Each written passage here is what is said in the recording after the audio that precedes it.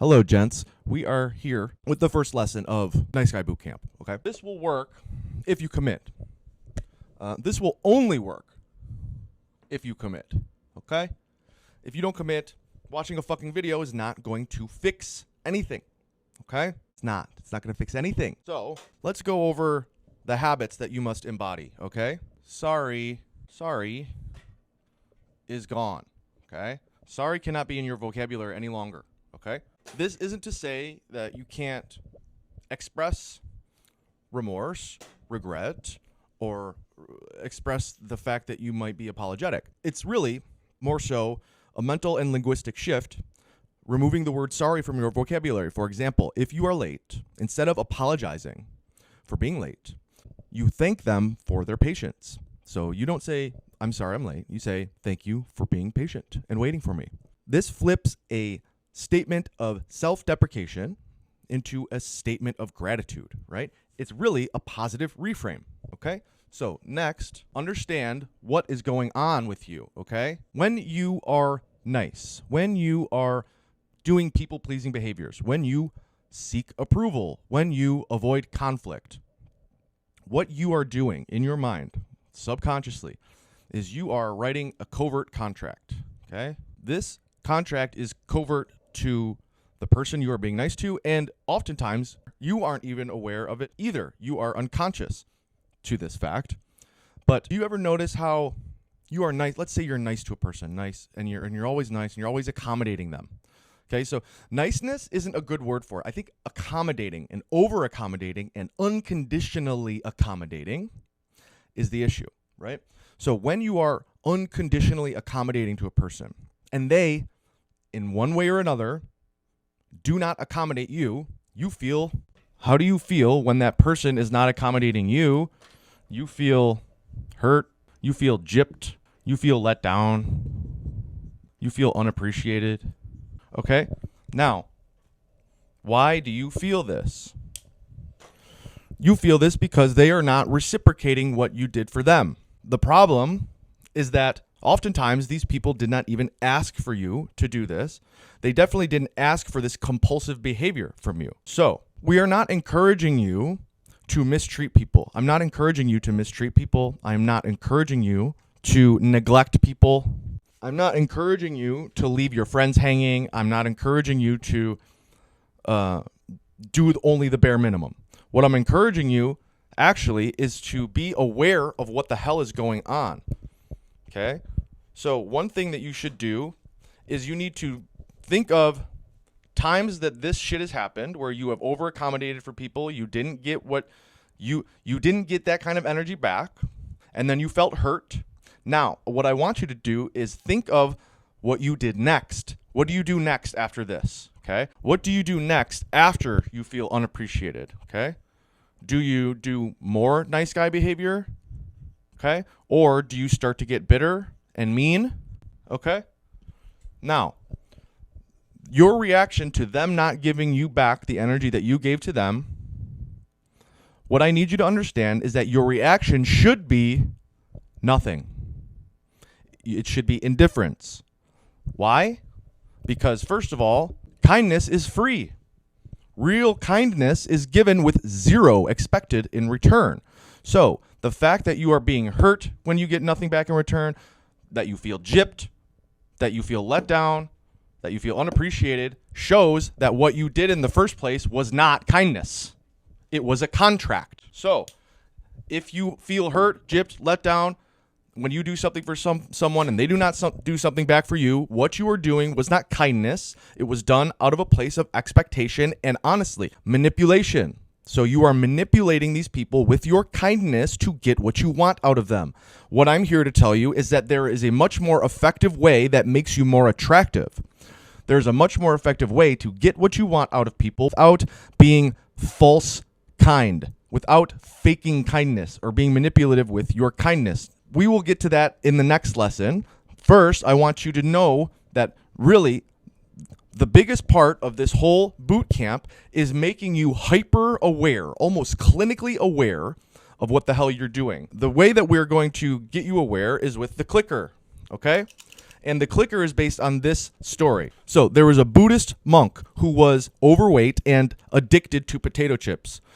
He went to his guru and he said, how do I quit potato chips? How do I quit eating potato chips? I'm fat.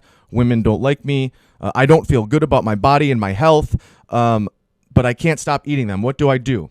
And the guru said, well, how do you feel when you eat them?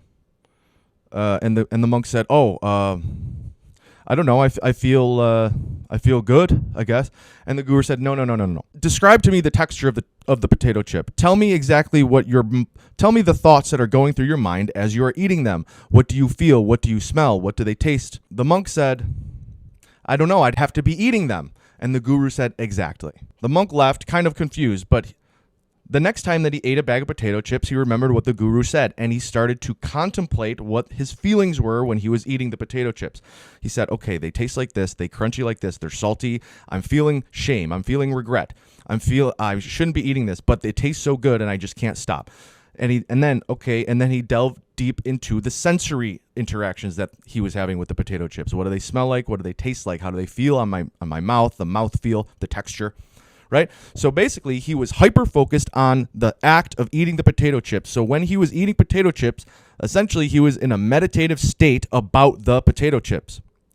What happened eventually is that this meditative state brought such hyper-awareness about the act of eating the potato chip that eventually eating potato chips became absurd and almost disgusting to him. He was disgusted by how absurd he was feeling. Right? Eventually, he quit potato chips completely just by hyper-focusing on it every time that he did it. So how this translates to Nice Guy Boot Camp is that we need to make you hyper, almost clinically aware of your nice guy behavior and the loops that you go into, the patterns that you are affected by, the patterns that you subconsciously go into every time that you receive a stimulus. So a stimulus in this case is any time that you encounter a conflict. You know, if you're doing conflict avoiding behavior, anytime someone bitches at you, complains at you, or comes down on you, lectures you, anytime this kind of induces this negative feeling where you find yourself going into these behaviors, that is a stimulus. Anytime that you feel like you like someone more than they like you, anytime you feel like you want someone's approval, anytime you feel shame, anytime someone asks you to do something for them, these are all stimulus. Every time you receive one of these stimuli, you click the clicker, okay? So anytime someone asks you to do something, click the clicker, because you know what's about to happen. You know how you respond when this stimulus enters your central nervous system. So basically, you need to identify these different things. Every time that you find yourself in these behaviors that you're trying to correct, you need to have the clicker on you and click.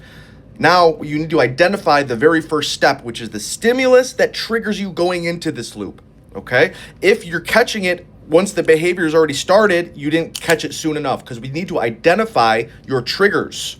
So when the stimulus is received, now you have one counter on here, okay? What this does is it makes you aware of what's happening, okay? Because a lot of the times this shit happens to you, you may be like briefly aware. A lot of the times you're not even conscious that it's happening. Now I want you to look for when these things happen and have the clicker on you and click. Okay?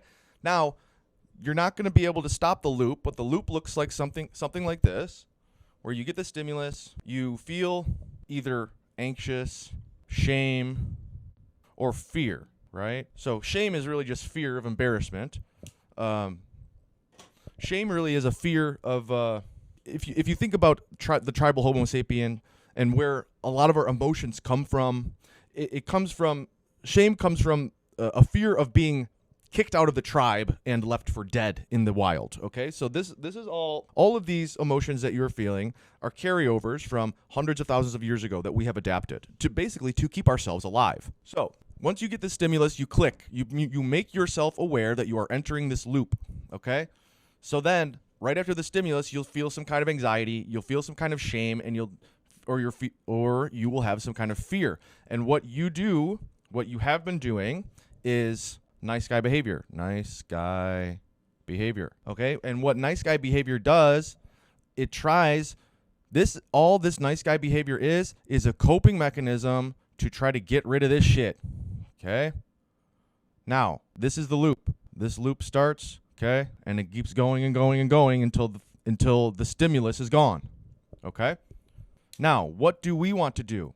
What we do is we introduce the click to make ourselves aware. Now, we allow ourselves to go into this loop. What we do is we add a pattern interrupt. This pattern interrupt can be anything that is positive. So you don't want to do negative self-talk. You don't want to say, I'm doing it again. You don't want to say, I don't want to be doing this. You don't want to say anything that is negative. What you want to do is say a positive affirmation, or even something as simple as take a deep breath, check your posture. What this does is it makes you even more hyper aware that this loop is happening. Okay? You could, if you are into exercising, you could do some push-ups. Any pattern interrupt, we're just introducing some kind of behavior that we're adding to this loop. Eventually, what will happen is that this behavior is going to completely replace this nice guy behavior. It's going to be a replacement behavior because you will become so hyper aware of this loop. Eventually, it will seem absurd to you. You will be disgusted by it, much like the monk was disgusted by the potato chip.